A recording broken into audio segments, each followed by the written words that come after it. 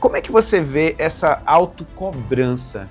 Ela se torna perigosa? Acho que é importante a gente entender que a autocobrança ela não é de todo ruim, tá? Ela existe um lado muito positivo na autocobrança, porque ela é que instiga a gente a ir mais longe, a entender que eu tenho capacidade de ir mais além para chegar num objetivo maior que eu tenha plena capacidade de alcançar. Isso é uma pressão positiva.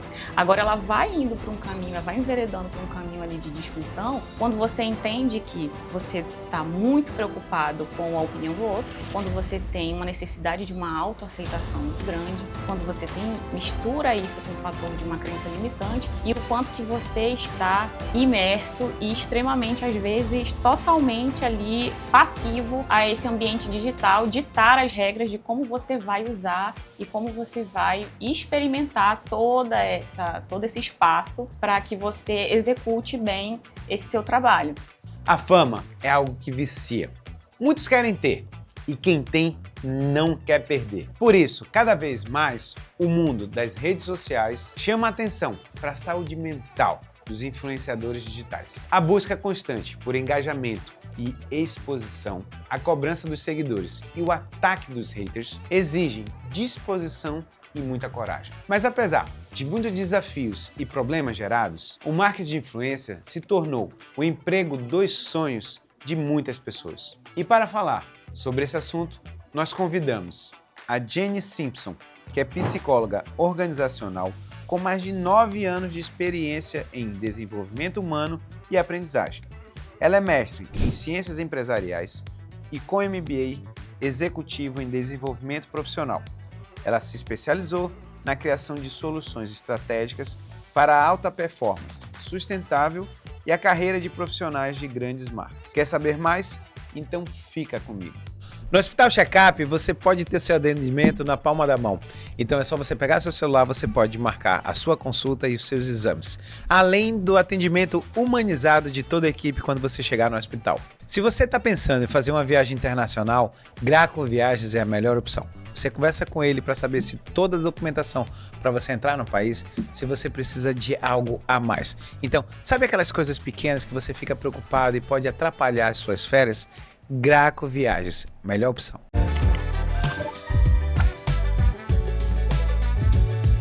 Denise, a gente sabe que nem de glamour vai viver realmente o pessoal do digital. E a gente vê aquela loucura atrás de like, atrás de número de seguidores.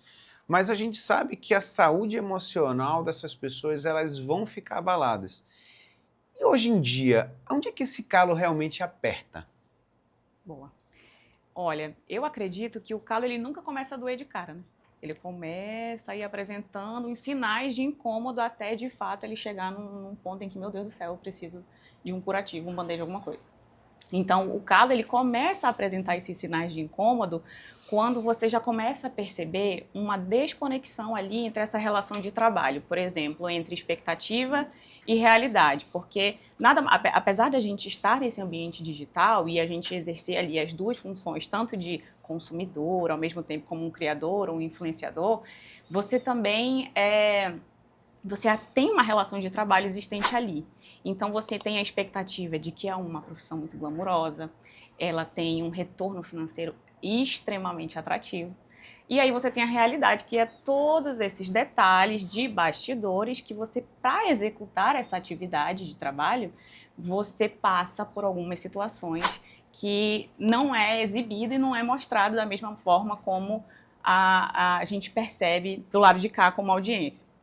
Então, tem um campo da psicologia que eu gosto muito, que se chama psicodinâmica do trabalho, que foi Christophe Dejour que deu essa engrenada aí, falou sobre isso, porque ele acredita que existe entre duas lacunas, que ele chamou de trabalho prescrito, que nada mais é do que a atividade que você vai exercer naquela profissão, e o trabalho real, que é todo esse bastidor de tudo que a gente não vê que esse profissional passa para executar esse trabalho. E é bem no meio em que existe uma relação de sofrimento ou de adoecimento. Então, olhando para essa realidade desse público de criadores de conteúdo, de influenciadores, a gente percebe que o trabalho prescrito eu vou criar uma publi, vou entregar uma publi, vou criar um vídeo com a intenção dele se tornar viral. E o trabalho real é justamente quando eu conseguir executar essa tarefa, vai me apresentando situações que vai fazer com que esse trabalho se torne angustiante, penoso, que ele seja extremamente difícil de executar, porque eu lido com situações que demandam de mim coisas que, de fato, aquele trabalho de glamour, ele não tem tudo isso, sabe? Então, o calo ele começa realmente a apertar quando esse profissional começa a apresentar esses sinais de enfrentar situações que ele começa a sentir que vai tendo um sofrimento ali. Eu vou tendo que lidar com situações que eu não estou me sentindo tão bem. Tem coisas que eu observo que é... Vamos lá. Se eu estou falando sobre quem está fazendo muito Reels, quer dizer, você faz aqueles vídeos de 1 minuto e meio, você pode até ter um trabalho, vamos dizer, hoje a gente está gravando aqui, a gente teve um episódio antes, estou gravando com você, então assim, eu posso me dar o luxo de pegar uma tarde toda, às vezes um dia todo e sair gravando lá. E durante um dia eu já fiz episódios para 1 mês, 2 meses. Tá? Mas a gente sabe, eu vou falar que a gente sabe, parece que todo mundo sabe, mas vamos lá. Quem trabalha com conteúdo digital entende que os stories, quer dizer, os stories eles vão rodar durante 24 horas. Os stories é onde as pessoas que gostam de consumir, elas gostam de saber o que aquele famoso ou o que aquela pessoa ali da internet faz. Como ela acorda, como é que é o café da manhã, será que é o café da manhã daquele estilo de margarina, né, Deline, que tá Sim. todo mundo ali comendo, tem ovos fritos, tem bacon, tem suco de laranja, iogurtes. E aí a gente sabe que essa história de eu mostrar meu dia a dia, desde onde eu começo até a hora que eu vou dormir, é algo que realmente é muito difícil, porque tem dia que você acorda sem vontade de nada. Como é que você avalia esse comportamento? Porque as pessoas elas começam a ser escravas, é que nem o Pequeno Príncipe, né? Você é responsável por aquilo que cativas, né? Sim. E aí você começa a ficar escrava porque as pessoas que estão do outro lado estão esperando essa história do seu dia. Então, eu acho que esse comportamento de uma exposição excessiva, ela foi ali meio que um presente, uma consequência do advento da internet, isso, principalmente da existência dessas redes sociais. Então, e hoje a gente enfrenta, na minha leitura, eu acho que a maior crise da nossa separação, dessa dissociação de vida pessoal, vida profissional. A linha, ela não está mais nem tênue, ela já ficou translúcida quase. Porque a gente não está mais conseguindo ter a mesma facilidade de fazer essa separação, né? Então, essa exposição, ela veio inicialmente como uma proposta muito positiva, de que, nossa, deve ser muito divertido a gente compartilhar um pouquinho a nossa intimidade, mostrar momentos especiais e íntimos para amigos que não estão tão próximos, familiares que não estão tão próximos. Então, a rede social, ela veio com essa proposta e isso encantou a gente. Só que isso foi indo por um caminho, evoluindo a ponto de chegar numa autocobrança até. Eu acho que é muito comum, não sei se você já passou por isso, mas quando a gente conhece, a ponto da gente conhecer alguém e entender que essa pessoa não tem rede social, a gente fica... Estranho. Peraí. O que essa pessoa quer esconder, gente? Pelo amor de Deus, não é normal. Se for homem, as meninas já falam, rapaz, esse cara é casado, tem algum rolo. Esse cara tem outra família, não quer... alguma coisa, exatamente. Então, a ponto de criar essa estranheza, tu percebe? Então, assim, o quanto que isso já foi naturalizado no nosso comportamento. Então, essa exposição, ela se tornou inicialmente divertida, ela evoluiu para um campo de uma pressão ali, de gerar estranheza, quando a gente percebe que alguém não está afim de entrar nessa. E para esse público dos criadores, dos influenciadores, imagino o quanto que não deve ser mais difícil ainda, porque eles têm um vínculo de trabalho com isso. Não é somente um ambiente como o nosso, de socialização, não. Existe uma responsabilidade, uma necessidade de entregar algo ali, né, para você ser remunerado, enfim. Então, nisso, foi criando, inclusive, uma dificuldade neles de dissociar mesmo. De tipo, nossa, a gente, nas nossas outras profissões que são regulamentadas, a gente tem um horário certinho ali para encerrar o trabalho. E com isso, ele não existe nessa profissão. Né? Então, quanto mais eles mostram, mais a audiência quer ver. E isso para eles acaba virando um ciclo vicioso mesmo, porque quanto mais visualizações, quanto mais popularidade eu tenho, isso reverte para mim de uma forma positiva, financeiramente, popularmente, enfim. Então, entende o quanto que isso é uma via ali de mão dupla, mas que é uma relação extremamente desconexa e que se você não perceber, é ali que surge um sofrimento, um adoecimento que você ainda não se deu conta. E eu fico pensando, porque quando a gente está falando, quando se pensa na internet, se pensa que está tudo bem. Sim. Cara, uma vida glamurosa, uma vida maravilhosa. Mas ainda hoje de manhã eu estava assistindo um podcast que era com a Monja Coen, com a Lúcia Helena Galvão, que ela falava o seguinte, que por mais que você tenha sucesso, ou que você fechou, vamos dizer, você fechou um contrato hoje, que é uma coisa maravilhosa que você estava querendo, mas se você não estiver bem com o seu cônjuge, com a pessoa da sua casa, ou com a pessoa que você tem da importância, seja seu pai, sua mãe, todo o resto não vai estar bom. Não foi. E como é que vai ser esse dia? Eu fico pensando, como é que vai ser esse dia que a coisa não tá bom para o cara que tem que ligar a câmera, sorrir, falar das coisas bonitas que ele não está vivendo. É aí que mora o perigo? Com certeza, porque você tem que, enquanto a gente precisa... Claro que o fato de você vestir uma persona, isso ajuda. Se você encarar a coisa toda com essa perspectiva de que, cara, eu vou ter que encarnar um personagem, como a Anitta faz, né? A Anitta mesmo fala que tem momentos em que ela teve que fazer um show quando ela perdeu a avó. Então, e era alguém que era muito, muito especial para ela e ela ficou com raiva dela mesma por ela ter que fazer esse show, sendo que ela não estava nem um pouco, né, com uma estrutura para isso, né? Então, eu imagino que para eles deve ser essa mesma dificuldade, né? Então, acaba que a gente vai criando mecanismos, mas que eu entendo que é muito importante para esses profissionais estabelecerem muito uma relação com a audiência, que eles percebam que eles são humanos assim como eu e você. Então, a gente, apesar da gente ter um estilo de vida um pouco diferente e um formato de trabalho também um pouco mais glamuroso do que o nosso, não deixa de ser uma relação de trabalho.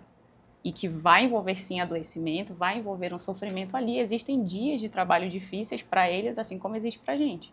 Existem chefes e colegas de trabalho tóxicos para a gente, assim como existe para eles, principalmente para eles, né? Então, eu acho que é importante que eles humanizem mais essa profissão, e isso depende muito deles. Eu coloco um pouco... Eu sei que a responsabilidade é pesada para colocar sobre os ombros do próprio criador de conteúdo e do influenciador, mas acaba que isso é uma responsabilidade compartilhada entre as plataformas, entre a própria audiência e com eles, mas acaba que é eles que estão se expondo, é a cara deles que está ali, né, à prova. Então, eu acho que para uma prevenção e um sistema mesmo de auto sobrevivência, eles precisam realmente ir educando um pouco essa audiência e a si mesmos nessa relação um pouco disfuncional com as redes sociais, para que eles possam ir desenvolvendo um pouco mais de saúde mental para eles mesmos. Tem uma coisa que eu acho interessante, que a gente está falando de redes sociais, mas na realidade, assim, não há nada de novo nos reinos, porque quando eu observo, vamos falar sobre mudanças. A gente vai pegar ali atrás Sandy Júnior, que eles eram bonitinhos, abre a porteira. Sim. Era muito bonito, a Sandy cantar criança, o Júnior também, só que a gente viu na televisão eles virem crescendo. Então o Júnior, que era bonitinho, depois mudou o tom de voz e já não se encaixava mais aquilo dali. Sim. E a Sandy, você cresce, e os pais tiveram ainda um trabalho muito grande de conseguirem observar que entrou na adolescência, fizeram programas para adolescente, essa levada de que há uma mudança e nesse ritmo você mudar também. Mas como é que é para essa criança que lá atrás, vamos dizer, fazia brincadeiras, e a gente sabe que hoje em dia, a gente não vai entrar muito nessa paranoia de um outro podcast que eu quero, mas assim, o pai botar a criança, porque se você for ver, a criança ela vai ter horas de gravações, e eu vejo o YouTube, são vídeos de 15, 20, 30 minutos, que se não for o pai ou a mãe tá ali para fazer, a coisa não cresce, mas você começa a falar assim, até onde a criança quer realmente fazer aquilo, Estar ali, né? ou até estar ali naquele momento, ou aonde a coisa já começou um profissionalismo, entendeu? Então, assim, como é que é para essa pessoa que uma vez fez sucesso lá atrás, e é isso que eu estou dizendo, não tem nada de novo, Macaulay Culkin, a gente pode falar do que esqueceram de mim, foi um moleque que lá atrás fez muito sucesso, e de repente é esquecido. Como é que vai a cabeça dessa criança? Cara, é muito complicado, porque por isso que é importante que a gente fale nas caixinhas corretas com cada responsável, porque quando você quando você coloca um filho, alguém que é muito jovem, com uma imaturidade emocional, com tudo isso que está em pleno desenvolvimento natural ali do desenvolvimento humano, é importante que tenha alguém um alicerce muito firme, muito bem solidificado emocionalmente, não só no aspecto, eu preciso de alguém que gerencie o dinheiro dessa pessoa. Não é apenas isso, né? Então é importante que você tenha uma estrutura favorável para tudo o que vai acontecer, com tudo que vai desenvolvendo ao longo desse processo aí dentro do ambiente digital. Então, eu acho que é importante que o pai assuma a frente nesse momento, os pais, os responsáveis, os agentes, seja lá quem quer que esteja à frente da gestão dessa fama, né, desse processo aí, desse jovem, para que possa ir ajudando ele a entender o que é tudo isso, entender principalmente os momentos em que ele não vai estar a fim de gravar, ele não vai estar disposto. Cara, são crianças, criança quer brincar, então ela está entendendo que aquilo ali é divertido para ela por alguma razão, aqueles vídeos, isso está envolvendo um conteúdo que é interessante para ela, mas isso também não quer dizer que ela vai querer fazer isso para sempre, ou que até o público vai gostar de acompanhar a curva de crescimento e de desenvolvimento natural dessa pessoa.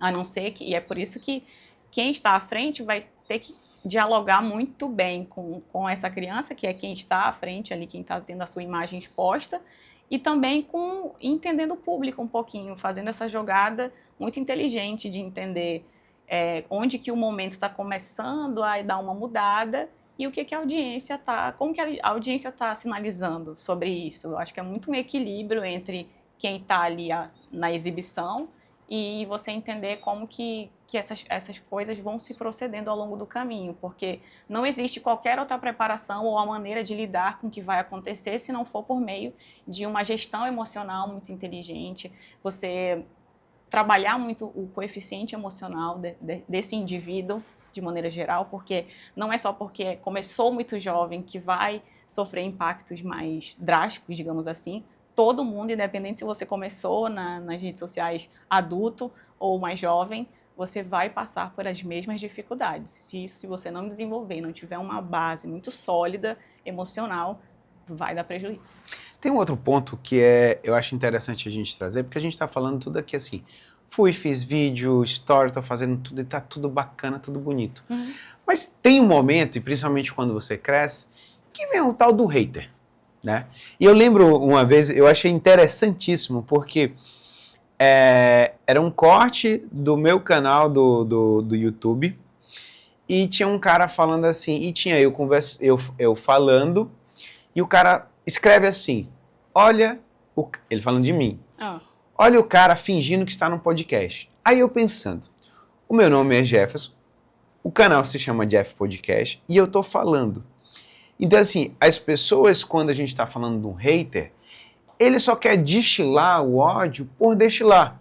Sim. Não é pessoal. Ele simplesmente é tóxico por si mesmo. Eu fico imaginando assim, eu imagino como é ele conviver com ele mesmo, porque ele não consegue. Ser uma baita batalha. E como lidar com os haters? Porque eu tô falando assim, eu com 47 anos, eu olhei, li aquilo, ri e acabou. Para mim, eu vou dormir, não vou... Mas como é que é para as pessoas que estão envolvidas com essa parte digital lidar, porque tá tudo bonitinho, mas tem uma hora que de repente você começa a sofrer ataques, e como é que lidar com essa história de que é novo, que parou de ser bonito? Olha, primeiro você precisa, se você já entendeu Porque a gente tem essa capacidade de perceber o quanto que a gente é se eu sou afetada a um nível muito profundo, ou se é de boa como você entendeu, leu o comentário e falou, abraço, amigo. Tá tudo bem, eu vou dormir naturalmente hoje com o seu comentário, independente do que aconteceu, do que você disse, como você disse, né? Então a gente consegue entender o que é pesado para mim e o que não é. Então fazer essa leitura primeiro para que você entenda, eu preciso desenvolver, eu preciso expandir a minha capacidade de autoconhecimento e principalmente de autorregulação, para eu conseguir entender aonde aquilo ali vai ser um gatilho emocional para mim, aonde o meu limite ele vai ser extrapolado, onde eu não vou conseguir lidar com isso aqui de uma maneira saudável e isso vai começar a me afetar, isso vai gerar uma ansiedade em mim, vai gerar uma série de pensamentos disfuncionais. Ou você pode, e eu acho que o segredo de tudo depois, claro, um segundo passo, depois da inteligência emocional, é escolher suas batalhas. Não tem outra. É escolher suas batalhas, porque muitas vezes a melhor resposta é o silêncio. Então, você se preservar de um debate com uma pessoa que ela não tem nenhum outro objetivo a não ser realmente dar uma opinião, eu quero julgar, eu quero dar a minha opinião com a liberdade que eu quero dar, sem eu entender que eu preciso, eu tenho que ser empática para dar o meu comentário. Mas eu preciso entender que se eu falar dessa maneira vai ser muito dura, muito rude. E a audiência que vive ali no ambiente digital, ela não está muito preocupada com isso, não. Então, são mecanismos que a gente mesmo, e eu digo a gente, não só porque eu não estou conectada com essa profissão, mas eu sou consumidora dessas redes sociais também. Então, isso, um conteúdo criado me afeta também. Não porque não fui eu que postei, mas consumir me afeta.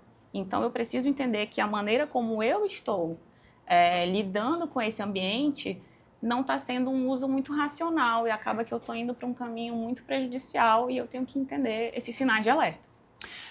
Tem uma tendência, e a gente vai falar sobre o que está escondido lá por trás. Os algoritmos. O algoritmo, se a gente começa a procurar alguma coisa específica, se eu começar a ver coisas de futebol, procurar ou às vezes passou no meu... Passei o dedo, estou vendo ali o futebol, alguma coisa de futebol, ele começa a entender que eu gosto de futebol. E aí ele começa a me entregar cada vez mais futebol. Só que para você continuar sendo relevante para o seu público, existe uma necessidade de periodicidade. Então, assim, quem está nesse jogo, você acaba tendo que ter publicações diárias, às vezes 2 ou 3 vezes, e realmente essa coisa começa a tomar uma proporção muito grande. E a gente vai ver que 81% dos influenciadores, eles têm essa gana porque é o que move o canal e é como você falou, não existe CLT. Não existe. Então, assim, se ele não acordou e não fez, não tem jogo. Não vai ter. Não vai. Como é que você vê essa autocobrança? Ela se torna perigosa? Super. Acho que é importante a gente entender que a autocobrança ela não é de todo ruim, tá? Ela existe um lado muito positivo na autocobrança, porque ela é que instiga a gente a ir mais longe, a entender que eu tenho capacidade de ir mais além para chegar num objetivo maior que eu tenha plena capacidade de alcançar. Isso é uma pressão positiva. Agora, ela vai indo para um caminho, ela vai enveredando para um caminho ali de disfunção, quando você entende que você está muito preocupado com a opinião do outro, quando você tem uma necessidade de uma autoaceitação muito grande, quando você mistura isso com o fator de uma crença limitante e o quanto que você está imerso e extremamente, às vezes, totalmente ali passivo a esse ambiente digital, ditar as regras de como você vai usar e como você vai experimentar todo esse espaço para que você execute bem esse seu trabalho. De novo, eu acho que é importante a gente entender que isso é um trabalho. Uhum. Então, o quanto que a gente vai permitir e até onde a gente vai levar essa relação de uma maneira em que eu vou entregar tudo de mim a ponto em que vai ter um momento em que você vai ser obrigado a parar. E como a gente já comentou várias vezes, pela questão da regulamentação em comparação com outras profissões, essa não é uma profissão que você tem a possibilidade de um atestado médico e você fica lá, se recupera bem, enquanto que você continua sendo remunerado para isso. Então, é importante que você faça essas pausas e você sempre fique de fora aqui entendendo, pera, essa relação ela está sendo benéfica, ela está indo por um caminho difícil, angustiante, e aí eu volto para o prumo correto, venho e trago ela novamente para o caminho que eu quero seguir e que vai me fazer bem, se eu quiser de fato investir nessa profissão. Olha só, a gente vê que o Whindersson Nunes ele foi o primeiro a... É um cara que é amado, eu acho que é difícil quem não veja o conteúdo dele e goste do que ele faz, Verdade. ou pelo menos respeite, porque toda a trajetória dele, ela vem pautada nisso. Mas foi o primeiro a falar sobre depressão, sobre ansiedade. Como é que você vê, qual é o exemplo que ele trouxe, o que você acha interessante quando ele vai na TV e vai falar sobre isso aí? O que você vê de positivo em exatamente você pegar o cara que tá lá em cima Era um fenômeno, e falar, né? a verdade para as Sim. pessoas que não estão entendendo? Como é que você viu essa atitude dele? Legal. Eu vi uma postagem hoje, só fazendo uma pausa aqui, eu vi uma postagem muito interessante que falou hoje, nossa, a vida que não é mostrada nas redes sociais dá um bruxismo danado. Para ver o quanto que a gente está dando pane no sistema, sabe? Então, isso aconteceu muito rápido com o Whindersson, porque a ascensão dele foi realmente meteórica, ele foi um fenômeno, surgiu as redes sociais, essa ideia, e o Whindersson começou lá na realidade dele, super humilde que ele tinha. Dentro do quarto dele, sem camisa, dele, sim. Uma música engraçada, porque eu sou nordestino, então assim, sempre era uma música agitada, e ele exatamente. fazendo... Então, e fazendo algo muito criativo, mas de maneira orgânica, natural, sem ele ter um roteiro para aquilo, sem ele ter até ali um direcionamento de, sei lá, como é que eu vou fazer isso, eu vou botar para gravar e vou fazer aqui, e vamos ver no que isso vai dar. Então, ele foi um fenômeno. Então, você imagina você ser das maiores figuras ali para essa profissão nova. Era tudo muito novo que estava surgindo, né? E no momento em que ele é a pessoa de referência, é a pessoa que bateu todos os recordes e números e tudo, ele era de fato ali um fenômeno em todos os sentidos. E ele chamar a atenção da audiência e falar, gente, isso aqui não tá legal para mim. Isso aqui, apesar de vocês estarem vendo isso aqui, essa parte, tem uma parte que eu quero que vocês conheçam também. Então foi um choque para as pessoas entender que o Whindersson vai vir falar de depressão, de que ele tá... A vontade dele de ficar na cama e falar de depressão profunda, falar de ansiedade, o quanto que isso aqui que parece ser tão legal, tá sendo tão divertido pra gente, já tá causando nele uma coisa tão séria, tão negativa. Então isso trouxe vulnerabilidade. E a vulnerabilidade ela é uma arma muito poderosa para criar conexão, para criar identidade, principalmente humanizar as pessoas. Então foi a primeira vez, eu acho, que a conversa sobre saúde mental, sobre esse autocuidado, ter sido uma pauta em tantas gerações, do jovem ao adulto que estava ali na internet, para sentar na cadeira e falar, epa, peraí, a internet é legal, mas não é tudo isso que a gente está vendo, não. Tem um bastidor aí que não é tão interessante assim. E aí a gente foi ficando mais atento para isso. E você fala, eu acho interessante que, mais uma vez, a gente está falando do que é visto ali no digital, mas assim, recentemente a gente vê um Wesley Safadão dando pane, né? Porque as pessoas, e eu vejo muito, Dani, que as pessoas não entendem o seguinte: quando você começa a criatura, ela começa a pegar corpo, ela é maior do que o criador. Então, quando a gente fala sobre um Whindersson, o show dele não é o Whindersson. Quando ele vem aqui para Manaus, ele é apaixonado por Manaus. Quantas pessoas estão trabalhando ali, desde o cara que vai vender o ingresso, o vendedor de pipoca, o cara que vai subir o drone, que vai fazer foto, o cara do áudio. Então, assim, eles começam a tomar um tamanho que eles não conseguem mais dizer não. A dificuldade é muita dessa. Ontem, ainda eu assistindo, mais uma vez sendo nordestino, eu assisti o Xande de Avião, a entrevista dele, o Xande de Avião, que era do Aviões do Forró, falando que foi o ano 2023, foi o primeiro ano que ele não fez show no Réveillon. E ele disse que foi o melhor dia da vida dele. Porque ele falou assim, o valor que pagam para um Réveillon é estratosférico. É. Mas a primeira vez que eu passei o Réveillon em casa, com a minha família, eu vi que não vale. Então, eu vejo que as pessoas também, quando a criatura começa a pegar corpo, eu gosto particularmente do Whindersson, acompanho ele desde... Quando você começa a ver aquelas tatuagens no rosto, você começa a ver uma mudança dele de atitudes, você começa a entender que, cara, esse cara não tá bem. Aquilo dali não tá mais gostoso, não. Mas quando a gente vai falar sobre isso, além de uma boa terapia, o que você acha que os influenciadores, as pessoas que vivem da rede social, quais são os cuidados na realidade que você, se você pudesse dar dicas para ele, você, turma, vem cá, deixa eu te dar uma dica, você que quer viver só disso aqui, o que eles fazem, o que eles têm que fazer além de uma boa terapia? Olha, eu acredito muito no poder para eles. Eu imagino que uma rotina planejada e que ela tenha começo, meio e fim.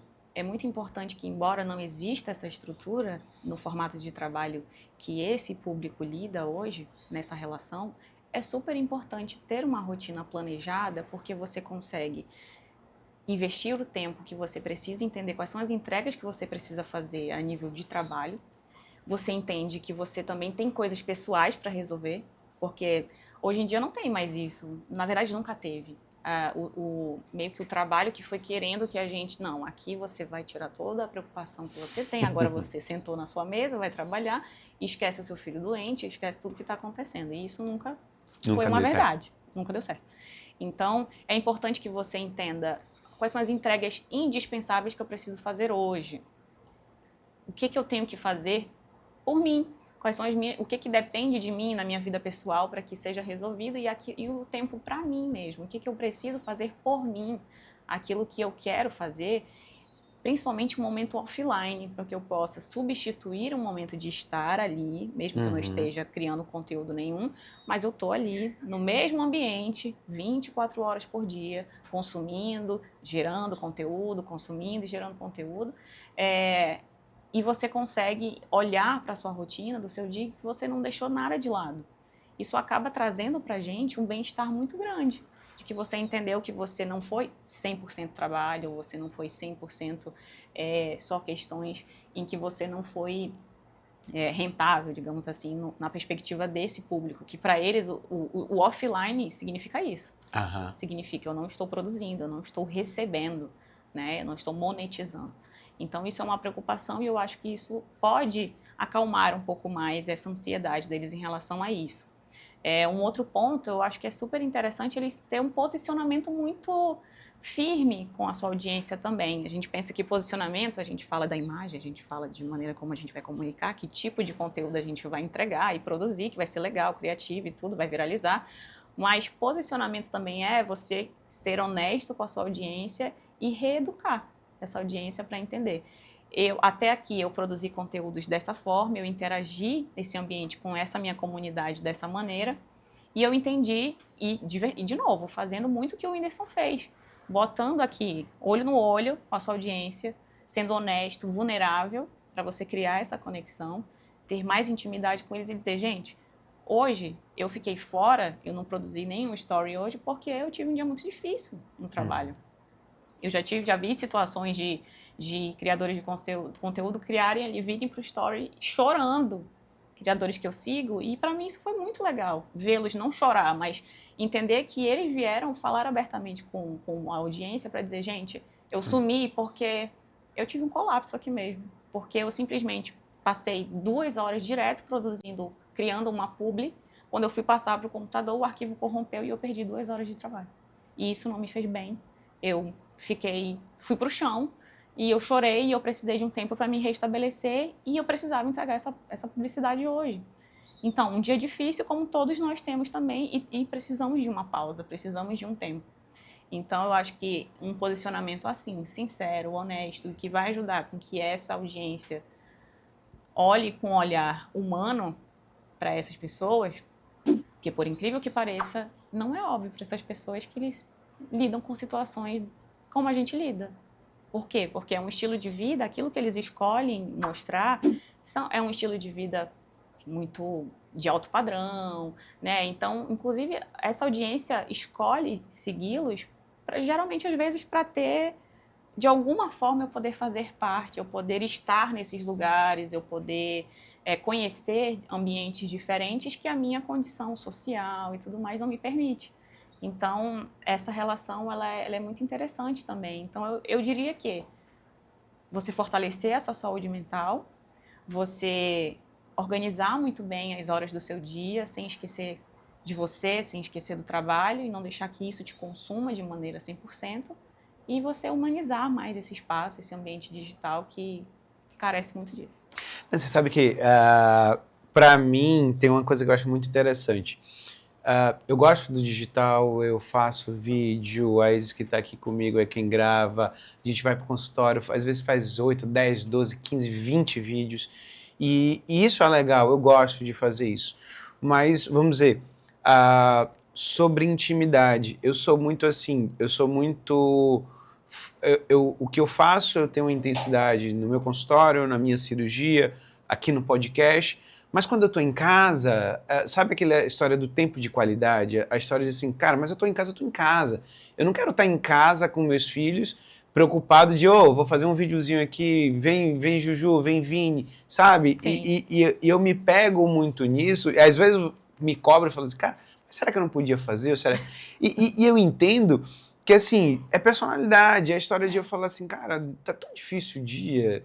Porque quando a gente fala sobre felicidade são pequenos momentos que você vai estar feliz, mas o dia a dia é trabalho, leva menino, pega menino, pai Uber nessa época de... Trabalho é trabalho, não trabalho. Tem jeito, não recebe esse né? nome por outro motivo. E eu consigo, e vejo que, vamos dizer, quando eu viajo, que eu faço as postagens, é interessante porque os valores, aí vai, os valores do que você mostra é que são vistos.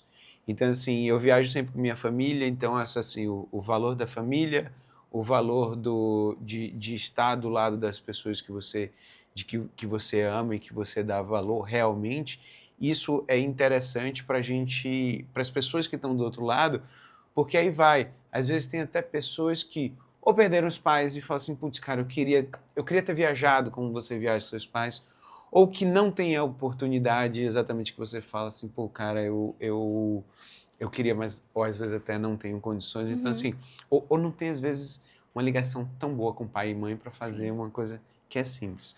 Mas assim, a gente falou muito sobre o adulto, a gente falou sobre terapia, sobre posicionamento e tudo, mas tem uma coisa que me incomoda muito, viu, Dani? Eu não vou aprofundar, que é muito sobre a criança.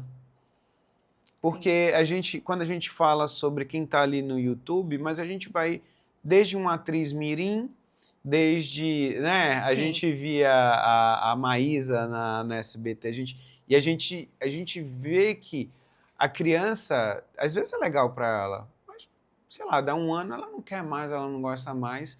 E como cuidar dessa criança? Porque às vezes eu fico pensando assim, até que ponto realmente ela ainda quer continuar, ou o jogo, ou a criatura já está maior do que realmente o criador, e ali os pais acabam dizendo, não, mas aí a gente fechou o contrato, mas aí você tem que ir, mas aí final de semana você tem que fazer show. Pô, tu imagina o que é uma criança estudar a semana toda e ter que conciliar de viajar para uma outra cidade porque tem que fazer um show. Como cuidar dessa criança, Dani? Olha, eu imagino como toda a infância ela precisa ter algumas ferramentas, né? Ela precisa ter algumas composições que vão firmar ali na memória daquela criança e que isso vai ajudá-la a passar pelas próximas etapas. Então, como pais, a gente percebe com os nossos filhos o que a gente tem feito para criar boas memórias. Então, eu acho que independente de você trazer o seu filho para uma relação como essa, de trabalho, né? Porque ela começa, engraçado como começa sempre num vídeo legal, uma diversão que a gente posta, e esses pais falaram, nossa, eu nunca imaginei que ia ganhar a proporção que tomou. E aí, realmente, vão ser pegos de surpresa e eles vão entendendo que, meu Deus, agora não dá mais pra gente não fazer o vídeo, né? Então eu daria uma sugestão de você tornar esses momentos online, prazerosos, que conecte com aquilo que a criança gosta, que não seja meramente, simplesmente a entrega de um produto, a fazer uma publi pela publi, né?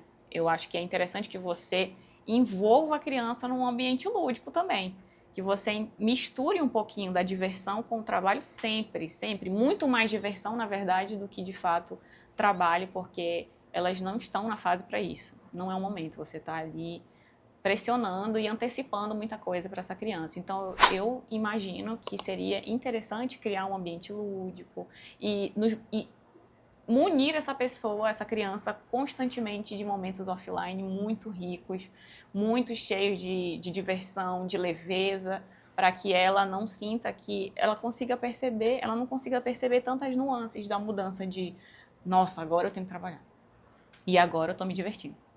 Agora, de novo, é um vídeo. Agora eu estou me divertindo. Não, que ela não consiga perceber essa diferença. Que ela consiga entender que tem muita diversão e ela nem consiga entender que aquilo... Qual foi o momento em que ela estava, de fato, entregando uma coisa para um trabalho e ela, de fato, estava se divertindo com os pais, na companhia deles, criando um conteúdo legal, rindo e se divertindo. Eu acho que esse é um caminho interessante. E você entender também que tem a Maria Clara JP, que a minha filha ela é fascinada. E eu acho que eles fizeram um caminho muito legal, no sentido de que eles foram entendendo que vai chegar um momento em que a Maria Clara e o JP não querem mais fazer vídeo. O que eles criaram? O boneco Maria Clara e JP. Então, tirou das crianças, certamente os bonecos entravam em ação nos vídeos, no momento em que as crianças não estavam a fim de gravar. E hoje os bonecos, eles fazem eventos, eles fazem shows, eles viajam o Brasil inteiro fazendo esses shows e as crianças, de fato, nunca viram presencialmente a Maria Clara e JP, mas entende que para elas é a Maria Clara e JP que tá ali se divertindo com eles, cantando as músicas, dançando, que faz aqueles vídeos que eles morrem de rir, que eles se divertem, tanto quanto é um vídeo de fato que tem a presença da Maria Clara e do JP. Então eu entendo que, e agora, a Maria Clara e o JP, que já estão adolescentes, se dedicaram muito mais a um canal que acompanha ali a faixa etária deles, que é assistir o show da Taylor Swift, o carro que o JP ganhou de 18 anos, enfim. Então, são conteúdos que vão acompanhando o desenvolvimento desse indivíduo.